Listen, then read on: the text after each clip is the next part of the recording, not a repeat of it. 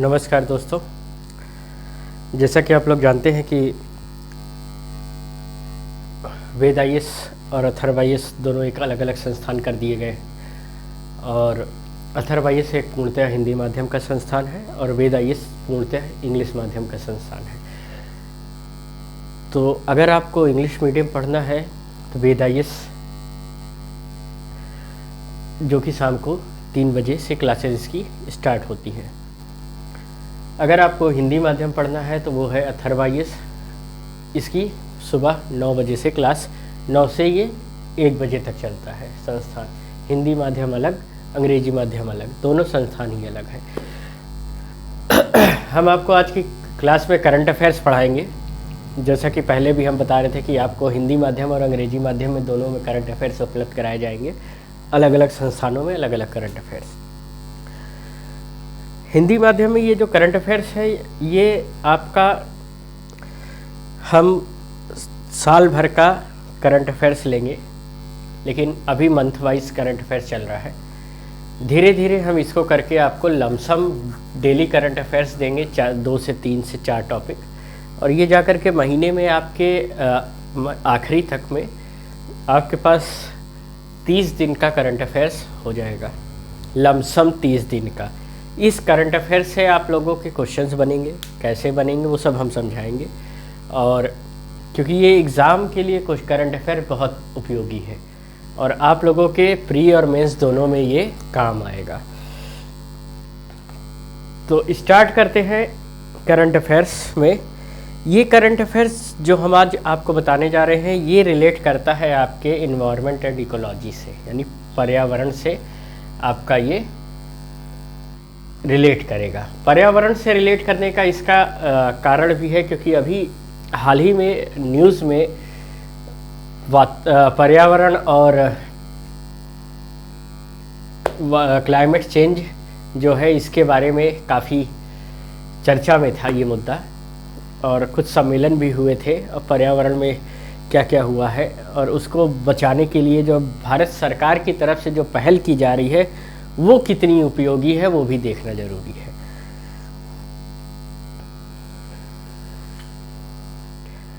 क्योंकि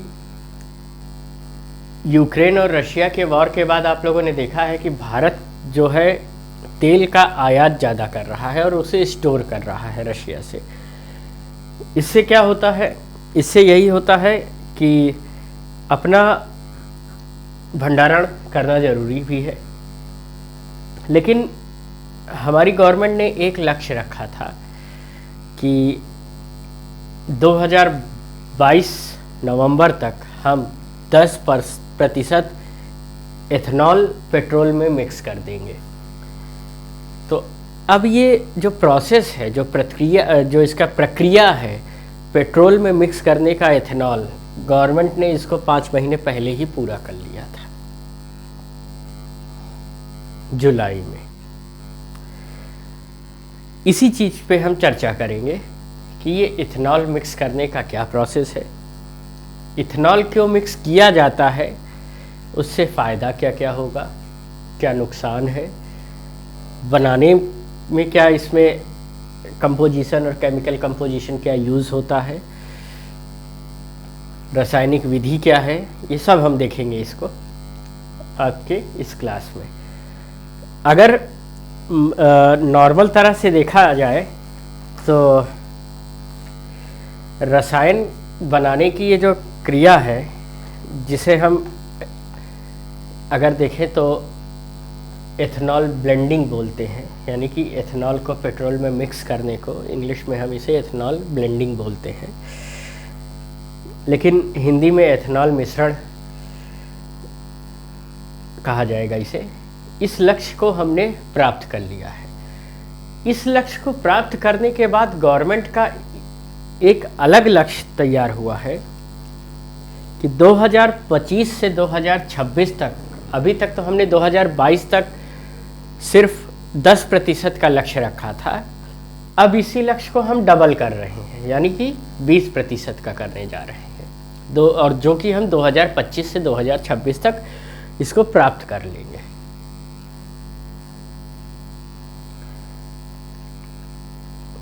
पेट्रोल में ethanol mix करने का। अभी तक कितना था हमने प्राप्त किया? 10% प्राप्त किया। अगर मुख्य बिंदु देखें हम तो एथेनॉल बनाने का एक रासायनिक प्रोसेस है। ये एथेनॉल कहीं से कोई तेल नहीं होता, इसको पेट्रोल बनाया जाता है, उसके बाद पेट्रोल में मिलाया जाता है। बनाने का कई प्रोसेस है, केमिकल रिएक्शन के द्वारा, शुगर्स के द्वारा, बीटरूट के द्वारा। तो हम ये सारे प्रोसेस देखेंगे कि इसका क्या क्या प्रोसेस रहा है। एथेनॉल बनाने के लिए मुख्यतया ये जो है एक जैवीय ईंधन है, एक जैवीय ईंधन है। इसको बनाने के लिए अगर हम देखें जो कि प्राकृतिक रूप से एथिलीन इथेनिल हाइड्रेशन से प्राप्त होता है, यानी कि इसको हाइड्रेशन के माध्यम से प्राप्त किया जाता है। अब ये एथिलीन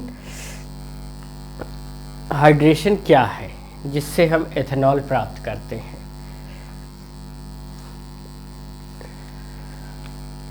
एथिलीन हाइड्रेशन एक संयुक्त या अनसैचुरेटेड ऑर्गेनिक कंपाउंड है। क्या है ये? एक अनसैचुरेटेड ऑर्गेनिक कंपाउंड है। अनसैचुरेटेड मतलब जो कि सैचुरेटेड ना हो, और ऑर्गेनिक कंपाउंड है जिसका रासायनिक सूत्र अगर हम देखें तो C2H4 है, यानी इसका रासायनिक C2H4 है। इसका जो हम कार्बनिक अगर देखें इसको, तो इसको अगर हम डिफाइन करें तो C=H 4 पार्ट में आता है। तो ये इसका रासायनिक सूत्र है। यह एक्लेन वर्ग का हाइड्रोकार्बन है। इसका वर्ग जो है, इसकी जो सीरीज है वो एक्लेन वर्ग की है और उसका ये हाइड्रोकार्बन है। ये इम्पॉर्टेंट सी छोटी छोटी चीज़ जो कि हम एथिलीन के बारे में बता रहे हैं। इसका क्या यूज़ है? ये एथेनॉल में भी यूज़ होता है बनाने में। इसके बाद इसके अलावा भी ये कहाँ कहाँ यूज़ होता है, ये भी क्वेश्चन जानना ज़रूरी है। फिर आगे तो हम देखेंगे ही कि एथेनॉल प्रोडक्शन में पेट्रोल का जो ब्लेंडिंग है, इथेनॉल ब्लेंडिंग, इसको कैसे यूज़ करते हैं और भारत का क्या स्थान है। लेकिन उससे पहले हम ये तो समझ लें इसका केमिकल बॉन्डिंग और केमिकल इक्वेशन क्या है। जब हम एथिलीन को, ये एथेनॉल नहीं है, ये एथिलीन है, ध्यान दीजिएगा, इसमें कंफ्यूज मत होइएगा, क्योंकि एथिलीन से ही एथेनॉल बनाया जाता है। और ये एथिलीन पाया कहाँ जाता है? गन्ने के रस में भी मिलता है, ये स्वीट पोटैटो में भी मिलता है। तो वहाँ से इसको निकाला जाता है, क्योंकि ये थोड़ा स्वाद में भी मीठा मीठा सा गैस टाइप की, अगर गैस प्रोडक्शन होगा तो मीठी मीठी सी गैस आती है ये। अगर हम एथिलीन या इसे पॉलीएथिलीन भी बोलते हैं, जिसे कि हम बाद में पॉलीथीन भी बोलते हैं, क्योंकि इसी से एथिलीन से ही पॉलीथीन का भी निर्माण होता है। पॉलीथीन यानी जो पन्नी यूज़ करते हैं।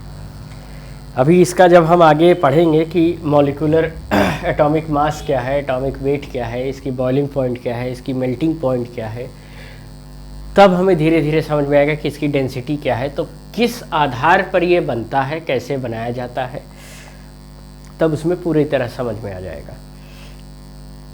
या पॉलीएथिलीन या फिर इसे एटिलीनो भी बोलते हैं। क्या बोलते हैं?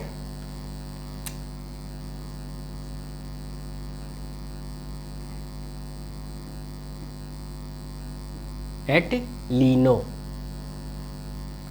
एटिलीनो, छोटी की मात्रा, एटिलीनो, एटिलीनो, एटिलीनो भी बोलते हैं। इसके अलग अलग नाम हैं।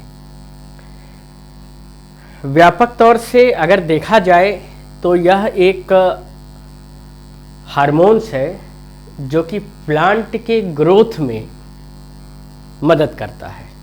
यानी सेल ग्रोथ को ये जल्दी डेवलप करता है और उन्हें बनाए रखता है, निष्क्रिय नहीं होने देता है। जब आप इसको साइंस में पढ़ोगे तो ग्रोथ ऑफ सेल्स यानी कि बुढ़ापा जल्दी ला देता है, या तो कह सकते हैं कि बुढ़ापे की तरफ अग्रसित करता है। जब ग्रोथ जल्दी होगी तो कोई चीज़ बूढ़ा भी तो होगा ना, लेकिन इसका उपयोग भी है, इसके बिना ग्रोथ भी नहीं होगी। दूसरा, एक शीतलक के रूप में भी यूज़ होता है। शीतलक अब क्या है? शीतलक कह सकते हैं कि इसको हम ठंडा करने के लिए भी यूज़ कर सकते हैं। ठंडा मतलब अभी आगे पढ़ेंगे जब इसके यूज़, तब हम आपको समझाएंगे कि यूज़ इसके कहाँ कहाँ हैं। दूसरा, एक खाद्य योजक के रूप में भी इसको यूज़ किया जा सकता है, एथिलीन को, जिससे कि एथेनॉल बनता है। इसको फिर से हम बता दें, इसलिए इम्पॉर्टेंट है, क्योंकि अभी करंट में था, गवर्नमेंट की तरफ से बहुत जोर दिया जा रहा है कि एथेनॉल को पेट्रोल में मिक्स करके यूज़ किया जाए। इसका केमिकल जो फॉर्मेशन है, एथेनॉल किससे बनता है? एथिलीन से बनता है। एथिलीन जो है का C2H4 इसका केमिकल फॉर्मेशन है। और हमने जैसा कि बताया कि ये क्या है, एक तरह का शीतलक है, ठंडक में यूज़ होता है, ठंडी करने में। अभी आगे पढ़ेंगे कि इसको हम लोग फ्रिज और रेफ्रिजरेटर एयर कंडीशन में कैसे यूज़ करते हैं। एयर कंडीशन में जो गैस भरी जाती है, पहले भरी जाती थी R22 और R14, अब तो R32 यूज़ होती है रेफ्रिजरेटर में, जिसे कि हम CFC गैस बोलते हैं। पहले भी वही गैस थी। तो वो गैस बनाने का प्रोसेस क्या है? वो एथिलीन से बनता है, जो कि AC में डाली जाती है। हमने बताया ना कि ये शीतलक का काम करता है, ये ठंडा का काम करता है। तो वो AC में ये गैस रिएक्ट करती है किससे? जो कार्बन की पाइप जो होती है उससे। उसके बाद ऑक्साइड बनाती है, हाइड्रोकार्बन बनाती है, ठंडा उसको, जैसे नाइट्रोजन गैस ठंडी हो जाती है उसी तरह ये ठंडक करती है। फिर वो AC का फ्लो अंदर के मॉइस्चर को कंज्यूम करके ये हटाती है, लो प्रेशर क्रिएट करती है, हाई प्रेशर बाहर बनाती है। फिर हवा, ठंडी हवा अंदर आती है, गर्म हवा बाहर जाती है। तो ये सब काम AC का जो फंक्शनिंग है वो इसी गैस के ऊपर डिपेंड करता है। वो गैस बनती कैसे है? एथिलीन से बनती है। ठीक है, वो आगे हम देखेंगे अभी क्या कहाँ यूज़ होती है। उसके बाद खाद्य योजक के रूप में यूज़ होता है। खाद्य योजक के रूप में कैसे यूज़ होता है? खाद्य योजक का मतलब हो गया कि ये फलों को पकाने के लिए यूज़ किया जाता है। जैसे केला पकाते हैं, आम पकाते हैं। नॉर्मल भाषा में अगर गांव में देखें तो कहते हैं ना कि हमने कार्बाइड से पकाया। तो वो कार्बाइड बनने का प्रोसेस क्या है? वो भी ये एथिलीन से बनता है।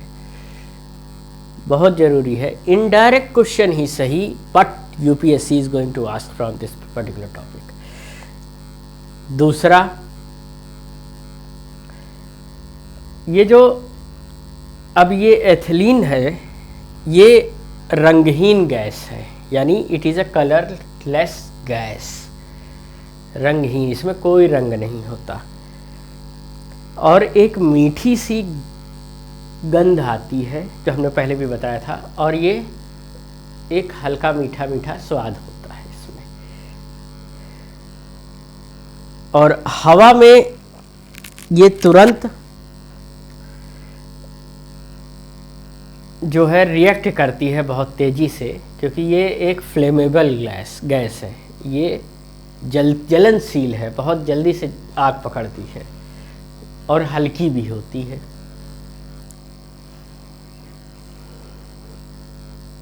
हल्की इतनी कि बाकी जितनी एटमॉस्फेरिक गैस है सबसे हल्की गैस है। इसकी डेंसिटी जब पढ़ेंगे तब उसमें पता चल जाएगा।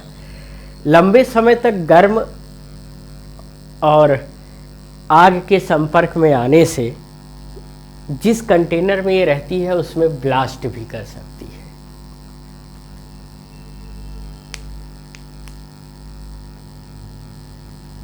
समझ रहे ना। केमिकल फार्मूला आप लोगों ने जैसा है कि इसमें देखा ही। अब इसका मॉलिक्यूलर वेट जो है वो 28.054 ग्राम पर मोल है, पर मोल 28.054 ग्राम पर मोल इसका मॉलिक्यूलर वेट है, यानी आणुविक जो है भार इसका कहते हैं, वो इसका इतना है 28.054। इसका घनत्व यानी इसकी डेंसिटी जो है 1.178 किलोग्राम, 1.178 किलोग्राम पर मीटर क्यूब है, ये इसकी डेंसिटी है। इसकी बॉइलिंग पॉइंट जो है वो भी ज़रूरी है, -103.7 डिग्री सेल्सियस है। इसका जो मेल्टिंग पॉइंट है 169.2 डिग्री सेल्सियस है। ये एथिलीन की हम बात कर रहे हैं, जिससे एथेनॉल बनता है। इसका यूज़ कहाँ कहाँ होता है? एसी में, गैस फिलिंग में, R22, R14 और अब R32। अभी लेटेस्ट गैस जो चल रही है एसी में R32 चल रही है। दूसरा, इसका यूज़ होता है पॉलीथीन बनाने में। तीसरा, इसका यूज़ होता है खाद्य योजक के रूप में, यानी फलों को पकाने के रूप में, इससे फल पकाए जाते हैं।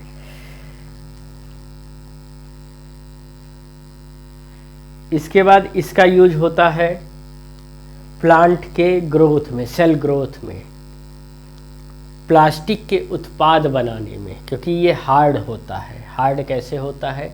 अगर ये लो डेंसिटी में रखा जाता है तो ये हार्ड हो जाता है और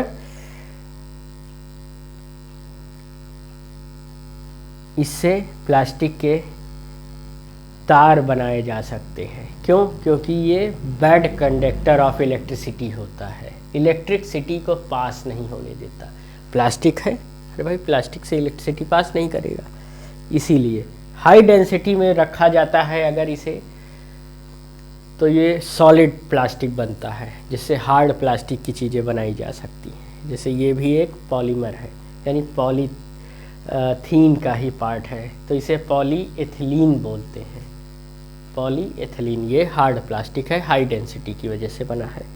दूसरा, इसे सल्फ्यूरिक एसिड यानी H2SO4 के साथ अगर ये रिएक्ट करता है, या एल्युमिनियम ऑक्साइड के साथ ये रिएक्ट कर सकता है, रिएक्ट करेगा, तो एथिलीन जो एथेनॉल बनेगा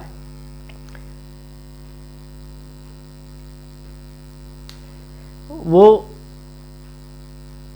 निर्जलित करके संश्लेषित किया जाएगा उसे, यानी उसका जो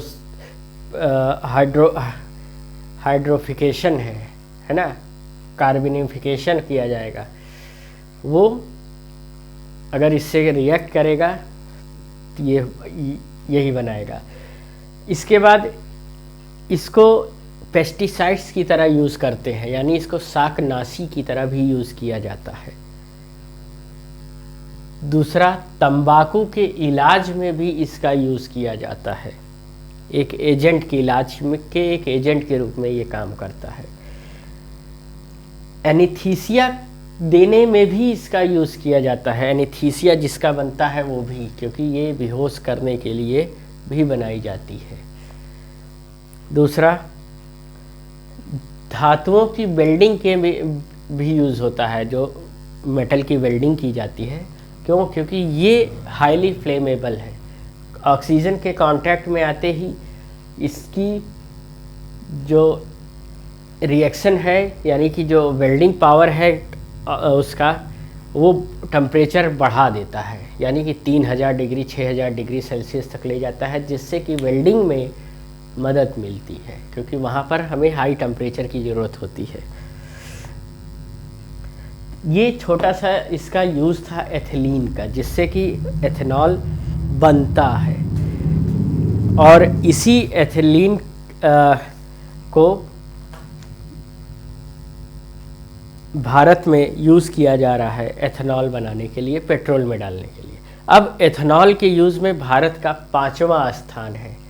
यूएसए, ब्राज़ील, पहला कौन है सबसे ज़्यादा जो एथेनॉल यूज़ करता है पेट्रोल में, वो है यूएसए। उसके बाद यानी अमेरिका, उसके बाद ब्राज़ील, फिर यूरोपियन यूनियन यूज़ करती है, पूरा यूरोपियन यूनियन। उसके बाद कौन यूज़ करता है? चाइना यूज़ करता है सबसे ज़्यादा, फिर भारत का नंबर आता है एथेनॉल के यूज़ में, पेट्रोल के मामले में। तो इतना ओवरऑल आप लोगों के लिए सिर्फ एक न्यूज़ में था कि एथेनॉल मिश्रण के लक्ष्य को भारत ने प्राप्त किया। क्या इसका यूज़ था, एथेनॉल बनता कैसे है एथिलीन से, एथिलीन का यूज़ कहाँ कहाँ होता है, इसका केमिकल कंपोजिशन क्या है, मेल्टिंग पॉइंट क्या है, बॉइलिंग पॉइंट क्या है, डेंसिटी क्या है, कभी कभी ये सब पूछ लेता है यूपीएससी में। तो ये सब आप लोगों को एक्स्ट्रा थोड़ा जानना ज़रूरी था। आगे की चीज़ें हम आगे बढ़ते हैं, अगली क्लास में उसको हम देखेंगे। छोटे छोटे एक एक टॉपिक आपको पूरी तरह से समझ में आना चाहिए। ओके, जय हिंद।